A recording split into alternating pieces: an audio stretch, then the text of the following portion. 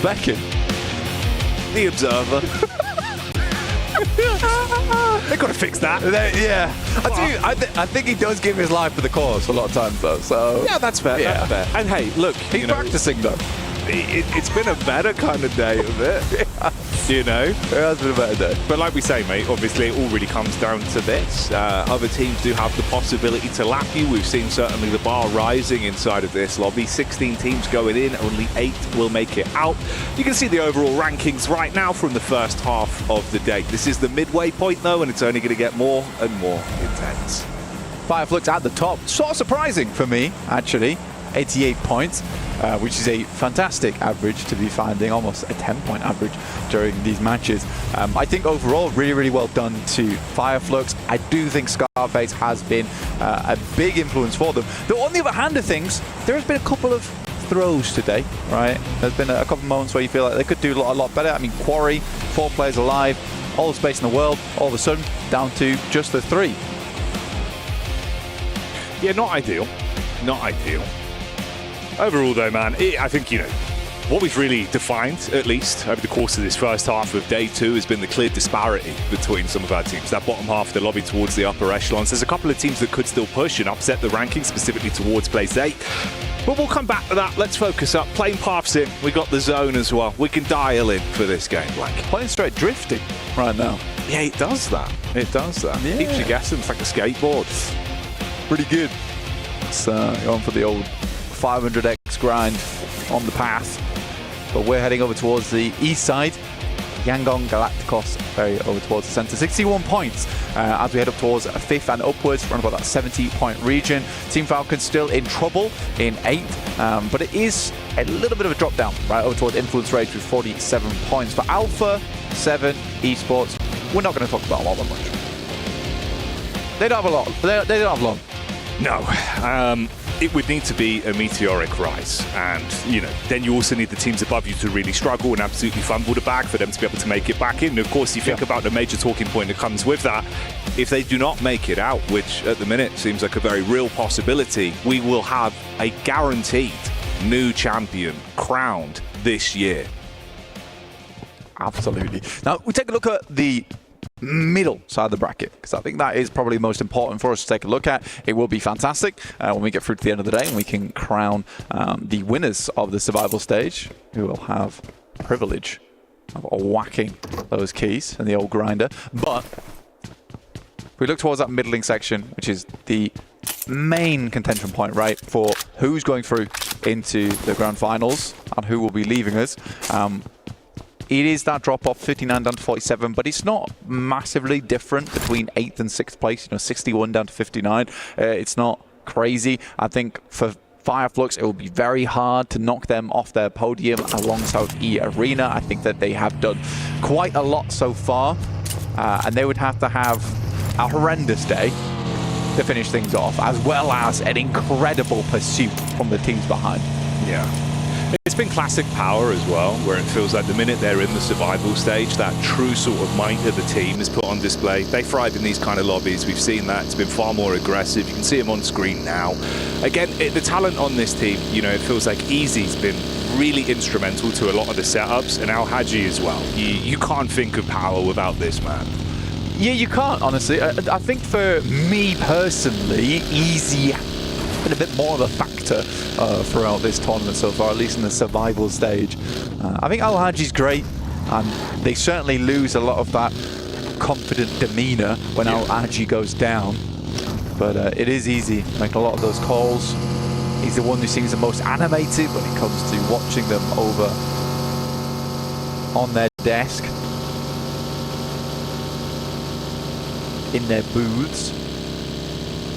He's just looked very crisp with the gun skill as well, which goes the extra mile, mate, in these kind of lobbies. Oh, hang on a minute. Already some action coming our way. Close quarters engagement with Silas starting it off on the peak up. Bullet from the back line, though. So Vision giving as good as they get and trying to at least turn them back around. Forced to bail out on that one with the initial crash, not kicking off the way they wanted it to. If they got that opening knock, maybe it would have been a different story. Instead, you deviate from the back, play off the cover. Good decision from Regnum Kaya. I think when you get towards the end of the day here and you realize you're on the cusp, right? You're almost falling off that edge there. I think that's the smart decision to make. You don't want to go down too early in this one. I think they could have maybe pushed the issue if they were feeling a bit more comfortable towards the top side of the lobby. But here, I would say that's the right move. You're getting shot from an angle you have no clue where that angle is either. So you just make the quick getaway, especially getting tapped for 70 damage as well. So well played the Volt. Definitely sends them back off that position with a triumphant shot.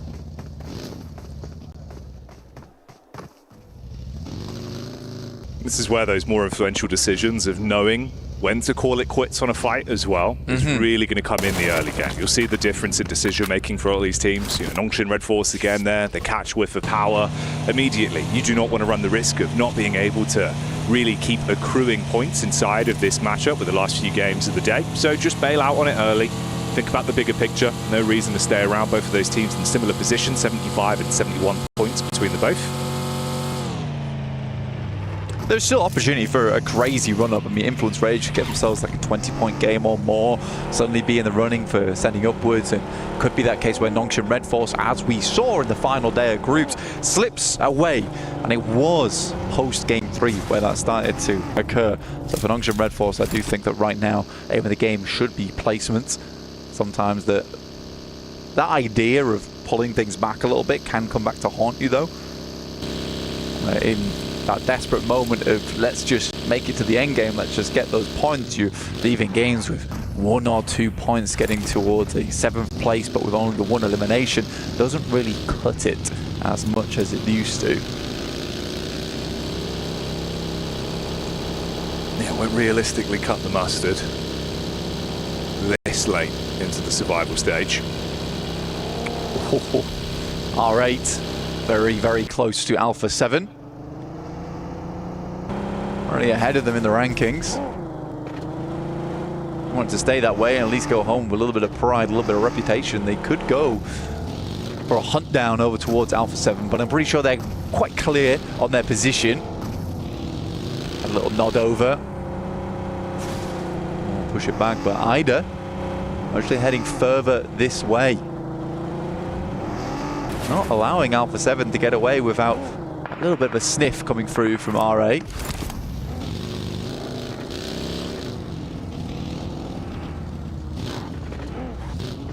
There's a quick pit stop with some bullets back over from Revo, at least to establish some fire their way. And of course, they can move off on this one. Again, these opening moments is going to be a little bit more timid. Don't want to run those risks of going down early, so no overcommit. Get the Falcons POV as well. A team that currently is in 8th place, but of course, like we've alluded to, it's not that different. The points above and below could be lapped. They've got to play consistent from this point forward still.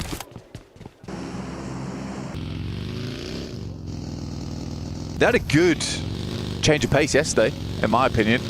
Towards the end of the day, making much more aggressive rotations. I was a bit disappointed earlier today looking at the Sandhawk. Up until the moment when they made a pretty bold rotate through. I wish those rotates would come a little bit sooner, or at least give themselves a springboard closer to those areas earlier in the game, but they are being much more confident to make those plays. Now I'm hoping that now you're getting closer and closer and you see that finish line on the horizon. That doesn't worry them too much. Right now they are passing by Nongshim Red Force, or at least the back line of them. Kino Trope not too far behind either. You got intense game over towards that south side as you saw, and we head over towards the eastern area of the map. Intense game. Potentially they might actually run in to the Yangon Galacticos squad. Yangon, that I will say, I think again today it's been a better sort of decision making with the pace. They've been playing a little bit quicker, not really pulling their punches so much. Feels like their team's got a ton of talent. Like we were seeing it in some of the fights they were getting stuck into yesterday, right? You know, they were able to actually go head to head with some of the better teams in the lobby. And they're in a good spot, man. If they keep this up again, you know, we were seeing there is certainly a lot of potential. They could make it out, keep this run alive. Distance firefight on this one's with the Falcons catching vision back over towards Kina Trope. That was the late flank in that you brought up. A couple bullets fired out that way. My only issue with Yangon Galacticos is just the variance in ability. Right, there's multiple times where we've seen them either get like a massive game or go out fairly quickly with not much more than the whimper. And I think that's my issue with Yangon Galacticos, is not quite consistent enough for me, where it's even now hard to make a full read on them. But you're right in the sense that there is potential there, right? The ceiling on that team's quite high. Unfortunately, a lot of times they're lower down towards the bottom floor. More literally here towards the bottom floor. Clearing out towards the bunker side, Sky's POV, Hora Esports. Again, a team that you could probably paint with a bit of a similar brush there. Feels like there is a ton of talent. Obviously, they've been really warming up again as well. Tied right now, 71 points between them and Nongshin Red Force. It's been good. Oh, yeah. I think we had like a lot of, in fact, I think most of the teams that went through to the finals absolutely deserved it. I do think, obviously, the big question marks for a lot of people were Falcons and Alpha 7, but I personally don't think they played well enough in those group stages to even have a chance to get towards the grand finals, personally. I think both teams absolutely do belong here in the survival stage to reprove their worth. If anything, I think Falcons are almost appreciative of the extra time they get to figure out what their playstyle is going to be going forward. We even heard Revo talking about it, saying that, you know, something's got to change. Something has to change. We've got to figure it out. I think for Falcons, there are clear areas that could do with improvement. For Alpha 7, on the other hand, it's a bit of a puzzle. A bit more of a puzzle of what's going wrong on that team. Yeah, he keeps you guessing an awful lot more in reality. But hey, like we said, you know, we'll sort of keep up to date with how it's going for them over the course of these last 3 games, but at the minute, they're in very dire straits. On the bridge crossing down towards Yangon Galacticos, we did see a fight from the backline there from E-Arena that have been looking absolutely stalwart in today's gameplay once again. Great rotations, taking chicken dinners, heads-up calls. It's looked fantastic to watch. Magnum Caria once again making their appearance on the broadcast here, down towards R8, of course. Set up in the tree line, quick vision over. Toxic looking for the shots. Meanwhile, backstab there onto the Falcons. It's a bit of a hybrid fight. 3 teams going up against each other. Power Falcons and intense game. Yeah, Falcons just losing one right off the bat. I mean, they're able to find one Elim back their way. The Fireflux playing what I would call kind of 2022 European gameplay here, which is just very central every single game. They're not being punished too much for it. We moved over to more of a edge style in the past, but that's ever changing, is that meta of how teams want to expand out towards the outer edges or keep it cut over towards the center.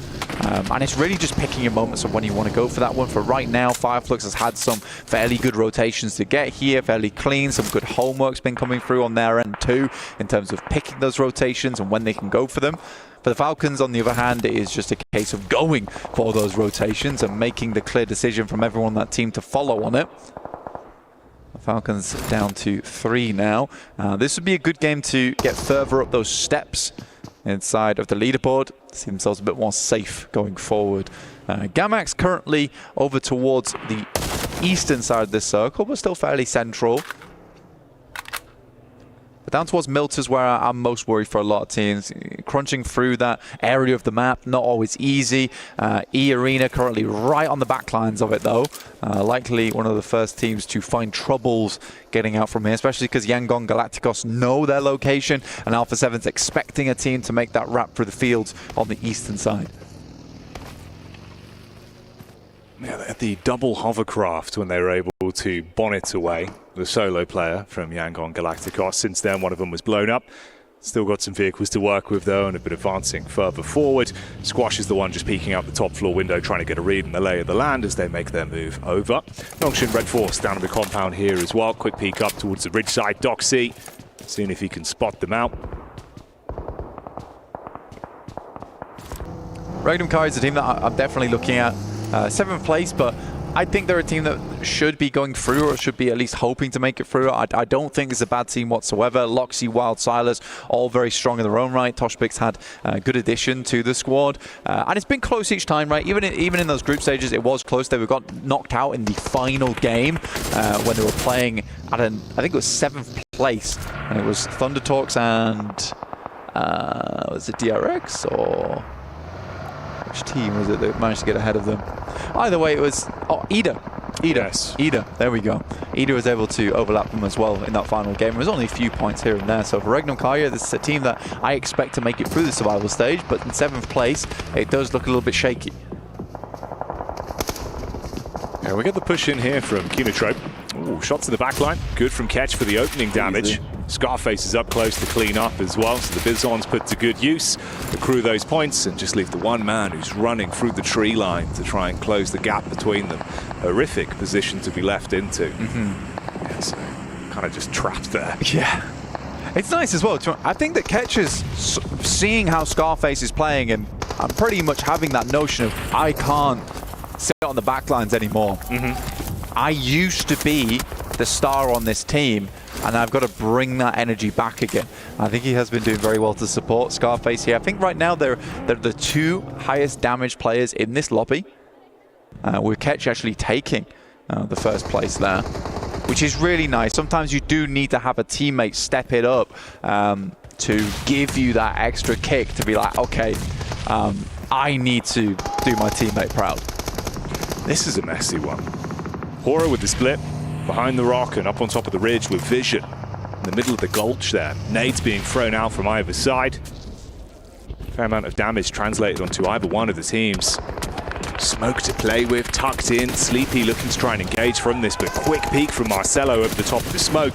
And he's able to grab that one. No fear going down to the follow-up nade as well, so it's really looking rough for Horror. And in come Noxian Redforce, able to dive on top of this. Doc C now. Going to see what he can steal away. The nade could be absolutely massive as well. Close quarters engagement on this one. Into the back, it detonates. And Vision are being blinded by the shrapnel. Oh, this is brutal. It gave Horror a slight opportunity to get away from this as well. Doc C on the top side will find one with a very clean spray down. Using the UMP here, now just Volt remaining. Sensibly the best player on this squad. Looking to finish off Horror at least. Caused them such problems in the past. And it's not a fun area to play this around Shelter. You have a lot of these positions that sit around, which is not always the most comfortable bits to cover. You can't fully commit underneath into the Shelter underground because you lack information, you lack knowledge. Someone can send over towards you and then just hold you out with nades or even vehicles to block the stairways. It's unenjoyable. It's quite an elongated bout between them as well. I mean, Volt's been trying to find an off angle to peek back round. Ooh, did Tizzy spot him on the angle there, trying to peek back down? Got Tizzy on the ridge side, peeks up into it. Yeah, Tizzy knew. We'll shut down Volt, so that's Vision removed. Obviously in 10th place going into this one. No chance to really build themselves further up the standings. And Fireflux could still guard towards that as well when Nonshin have to reposition. Meanwhile, we get the fight in here between R8 and AX. Nades over the top, vehicles in play. We push back down towards the south. It's an unfortunate assumption there coming through from Henry. I think he tried to at least go for a decent nade behind the tree, and I think that without the little information, it was pretty well placed, honestly, if the player was there. Ida finding Zizzy. Horror does finally go down to Doc C, and Nongshin Redforce on a bit of a tear here, despite, you know, probably going down to R8 in the next couple of moments. I still think a 7 Elim game is very good. And it will just keep them up towards the top side of the lobby. Power did lose one earlier, if we remember. E-Arena manages to get quite far through, at least with a couple of players, but Power immediately will snap down on top of them. Yangon pushing up. Sakura close towards the action, but it's Mormon that throws out the first stone. Dive over the top as well with the movement, assisted by his teammate, Sakura. Smooth moves with the battle back, and they're able to handle themselves quite nicely on that one. Even with the shots now raining in from Power, looking to snatch away some of those points. Even Revo chiming in. So Alpha 7 from the side, spotting an opportunity and looking to try and seize onto it. Romero, this is absolutely horrific, has to jump into the hovercraft, try and top himself back up, and look for some sort of getaway. Yeah, I think Romeo's in a pretty tough position. Right. I'm not sure how you get out of this one. I think the hovercraft will at least give them some capability, a little bit of a defense. Irina will send down. Sakura just slumped down on the side seating, and he will get popped out of there, and it will be over as Power picks up a couple more eliminations on their high ground position, which is very nice down towards the south side, and they can kind of cull a lot of the teams on the south. Alpha 7 playing this patient split over towards the east and have yet to lose a player. A lot of action over towards that north side as R8 slowly works their way down. Influence Rage did take a knock, so there is information there for them, and AX could get involved. They know roughly where these players are. In comes R8 though, and Influence Rage need to respond, but players are nowhere nearby to help out at this Wizard Tower. Mark goes in, finds one. Diego left in an uncomfortable 1v3. So easy on the cleanup. Straight in at his limit for that one, and dispatches both of them. And like you said, there's no real room to trade off with one another as well, with how fragmented Influence Rage was, and with the majority of the teams that are going down being top heavy in the standings. This is opening up opportunities for a squad like R8 to keep building from this one. So being able to at least find what they need in the moment. But Ida from the sideline gets hit by AX that are now pushing up onto it. Laura's in as well, taking a face now with their attention turned. The bonnet of Arian, that's going to connect back onto R8. Yeah, at least like that from AX, who decided to get involved on that. They saw the fighting happening. Fireflux have made their way over towards this western side and looking to sweep on through. Ketch already find the first over towards Lorazin on the Molotov. Now looking for a little bit more here. They're continuing to rack up those points and see themselves further solidified over towards that first place spot. Currently running with 93 points to 79 from E-Arena on this game. Gamax, Judo finding Carrillo. This is happening multiple times. Gamax are able to find the shots over toward Alpha 7. A proper nemesis on their hands. It's Turkey versus Turkey, though. Regnum Karia up close onto Fireflux. Silas firing off shells from the DBS. Good damage done. Meanwhile, the Elim feed showing us the tail between Alpha 7 and Gamax. Scarface with the quick reposition. The Orgle hit heavy. Another man down. Sideline shots as well from AX. Still third partying. Man, is that Regnum Kaya just down and out there? Yes, it is. Fireflux brings the heat straight to them. They can hold this team under. R8 still holding versus Influence Rage as well as intense game. Fireflux as well as Regnum Kaya go down in mutual destruction. Nade's out. Intense game. Almost on target there. A little bit of chip damage, but not enough to blow them away. A little bit of cover to work with on this ridge side with a slight lip. Ooh, good tag, peeks up off the back of it. Prestige sees them sprinting in. Wants to get the knock onto the low HP players, but the sideline shots, it's always AX. Right now, they're the ones popping up, finding prime opportunities to at least steal away a couple points here and there. The big dive in from Rafa's good. R8 are finished off because of it, but AX are still in position to make it even more uncomfortable. That's another knockback over. Rafa gets one before he falls. I mean, AX has been doing great work from this north side, just watching down this way. They've been ever present, ever watching over towards them. Now Valo with a dangerous peek coming through here. Falcons do move up underneath Power, using them as almost bodyguards. This slight ridgeline that runs through it looks good. Romeo sends on over. We'll find one of the players from Alpha 7, but it's just a knock that's easily res back up again. And right now they claim a lot of space, but in comes the Falcons. Off the back of a knock as well. This looks not so great for Alpha 7. Oh, you've got to be quick to handle this one. Up close and personal, Koa biting at them. He's able to find the first dive over the top as well. Follow-up shots coming through. Backstab from Ragnar as Power able to find some damage. Close range molly thrown in as well. Trying to commit onto those knock players, but they don't want to over-egg it. You've got Carrillo further up the ridge side. No, what are you doing? Looking to assist. The team nade thrown in. It's uncomfortable, and Koa is on his last legs because of it. Man, Narvalo, what was that, dude? Now, this could be a nice bouncer coming through from Ralph, but he sends it too far over, and the crazy golf maneuver's not happening. Another airburst, and surprisingly, Alpha 7's managed to get their players back up again. There's a big one from Koa. Once again, this guy is just carrying the team. Single-handedly, Koa is making the difference for the Falcons right now, through thick and thin, even when it's his own team, making it uncomfortable. They do at least dive in. All of the knocks confirmed. You've only got the one man up on the rich side for Alpha 7, looking to at least try and hold them back. But Falcons do win out on that one. They turn their attention round towards Power that are starting to rotate. That's madness. Cole was basically in a 1v2 team situation there. Playing against his own teammates and Alpha 7. Unbelievable stuff. But what a nade. Very, very nice. I mean, Ralph at least opens up the way for the crazy golf maneuver off the back of the tree. Not quite a hole in one, but they'll take a bogey. AX up close. Not going to be able to win out on that one. Versus intense game. Devotee goes down, but Power Esports have caught whiff of this. They're making their move up. 3 nades to play with for Al Haji. He can dash those in whilst the squad sets up from the side. Carrillo further out as well. Silence, realizing that he's being pushed on, primes one of his own. Intense game. 2 players here. Silence been quite effective over the last day. In comes the Falcons. Ralph first to face over towards Carrillo. Alpha 7 getting pushed back multiple times. Tries to catch him on the corner. At least has his position on lockdown now. The choreography in Carrillo has to be absolutely perfect on this.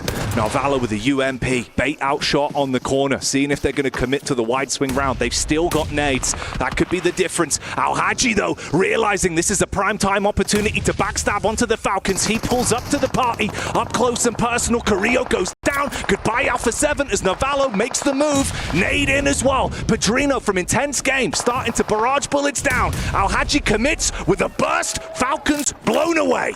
Big redemption coming through from Navallo there as well, and the Falcons will absolutely take that, which pushes them further up the tables now, which is very, very nice. It feels less desperate going into our final 2 games. But Power, we were talking about them earlier, they step it up in those survival stages. When times get desperate, they make it happen.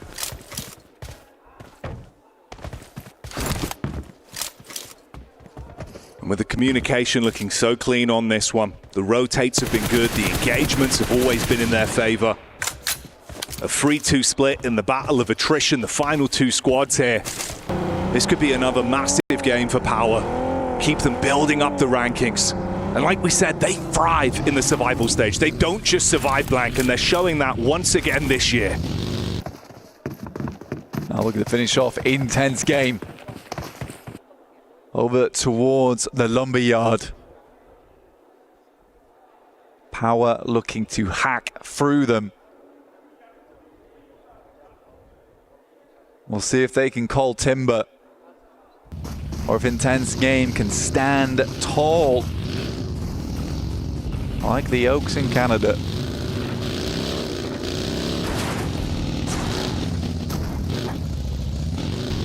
Call them the Redwoods. You will be red with anger if they're able to close the gap. That's what they're setting up for. Attention from Silence onto Al Haji. Tucks himself in behind the tree. Nade primed out, low on health for Dan. Able to at least get right where he needs to be. Put that DPS in lethal range. See if he can get this connection. Fragment the players. Intense game would be able to be shot from the sideline. Debating whether or not he wants to engage. Onto his teammate of Padrino, though, from further away. Battling over the top side. Ooh. Silence drops in. The shot fires out. Ears ringing for Fahiden. He tucks in. He's just running. Not ready. The backstab's there. He's able to grab one. Padrino with the response. It's good. Haji will find him though. Padrino versus Al Haji, and one more. Will be an incredible 1v2, but it's not going to be easy. Al Haji up towards the rocks. And that's Power. Take themselves a chicken dinner, looking more like Bear Grylls in these final moments. True survivors here on our stage. Intense game weren't quite able to hold it out. A tree with more bark than it had bites. Unfortunately there in the end, but it's Falcons who get themselves a nice couple of points there, removing Alpha 7 and dooming them further down the tables. That one was an awkward fight to remember, but it's anything but uncomfortable for Power. Al Happy makes another appearance, and of course he's looking animated. The entire team having a very different aura around them than what we saw in the group stage. Far better to witness, but the other side of the coin, of course, is Alpha 7. The frustration's been there, even in moments where it feels like they can almost make it work. Falcons having some internal turmoil. But hey, man, it's better than it could have been. It is. I mean, to be fair to Navallo, I think he certainly redeems himself versus Creo there.